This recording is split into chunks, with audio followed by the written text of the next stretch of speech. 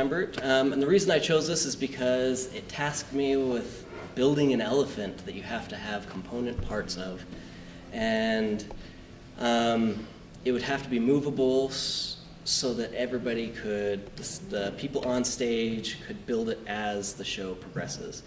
The show is basically a stage manager who comes out and tells the kids to, basically explains to them using India as a backdrop and teaches them basically the concept of how you can have different perspectives and see the same thing, and how to work together and get the bigger picture, essentially.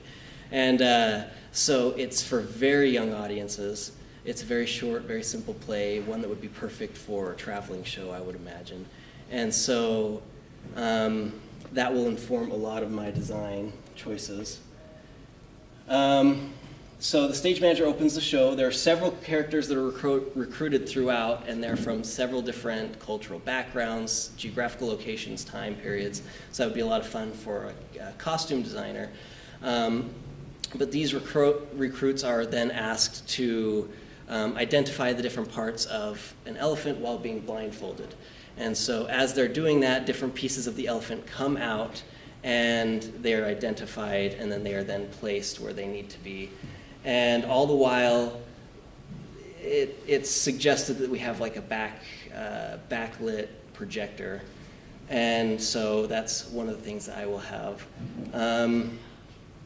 Yeah, the tour guide takes the guise of a Raj period Indian guide, and so that's why they use India as a backdrop. So a lot of the projections that we'll use will have India or places from India in the backdrops.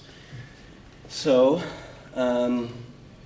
my approach was that I figured you could do a bunch of different ways. It suggests to have, the playwright suggests to have a Trojan horse-sized elephant that you assemble on stage. And the Trojan horse housed about 32 people, so I don't think that we'd be able to do that on stage. And then at the end, the playwright suggests having a craft project where you put leis around the neck of this elephant. But again, if this thing is 20 feet tall, that would be impossible. So I kind of took liberties and abstracted it. So I figured, much like David's presentation, mine, I took the approach of a traveling show. So that would be cheap, light, small, can be compacted, but also I wanted it to be very visually intriguing and spectacular. And so the way it's played out, it has the feel of a circus show. So depending on the scale you want to do it, you can actually have like a single ring show and have the stage manager be not necessarily in show blacks, but have a little bit more color to them. But that's something else. I just decided to choose more of the set and props of it. So it would be a bare stage with some masking or wing space, and the back wall would be a rear projector that would project the things that the stage manager would dictate. The center ring would focus the audience, and then they asked for fantastic elements that can join in with some of the projections, and so that can either be scaled back or it depends on, again, the location. So what I did was very minimalistic. All right, so here are some projections. That last projection was the Taj Mahal. So for some reason it didn't load. That was the first projection. So I'm taking you through the projections. As the stage manager is guiding the audience through this, they're showing different pictures of India. And so the first picture is of the Taj Mahal, and then they explain the Taj Mahal, and then they show pictures of where the people in India live. And so this is one of the slums that they suggest. And then the picture on your right here is the one that will rest as they do a lot of the bring out parts of the elephant. And so as the different parts of the elephants come on, they will show a part of the elephant, and then the actors will actually introduce that part of the elephant, so they will be shown in tandem here. So the elephant is, the first element they have is the head that they bring out. So I decided we could very simply do this with just cheap costume wings because they have the same basic silhouette of the ears, and then that tank is actually a gas tank, a plastic gas tank from a motorcycle. And so you could actually have, depending on the scale, you could actually have a motorcycle and remove it from the motorcycle, so it gives it context. Otherwise, it has the same shape that you would need. And then it's just a plastic dryer hose for the nose. And I would imagine, I'll tell you how I'll connect it later.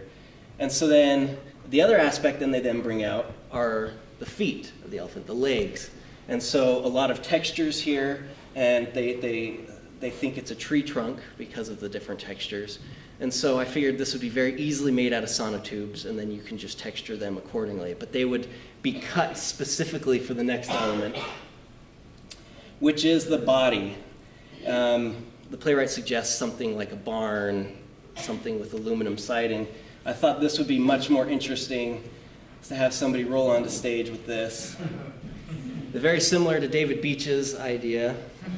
It's inflatable, so you can shrink it, but you can have somebody inside and they can literally roll it. It's massive, it can deflate, and this would be basically the core on which everything else is attached to. I would imagine I would probably put strips of the loop side of Velcro all over it, possibly in some sort of a cool design, and then attach everything else with just the hook side of the Velcro. So you can add stuff to it. And then at the end of the play, with the craft thing, people can build their own elephants or whatever, and then attach it with Velcro to the actual ball itself. Then the tail, of course, and that would be simply done with just hemp rope of some kind, something very textural, something to phrase at the end. And then throughout the play, they also have miscellaneous props, like a sign that tells you where to go to the zoo, the stage manager books, so something oversized, and then they also have like dialogue cards that say like idea on it. So that's basically the idea.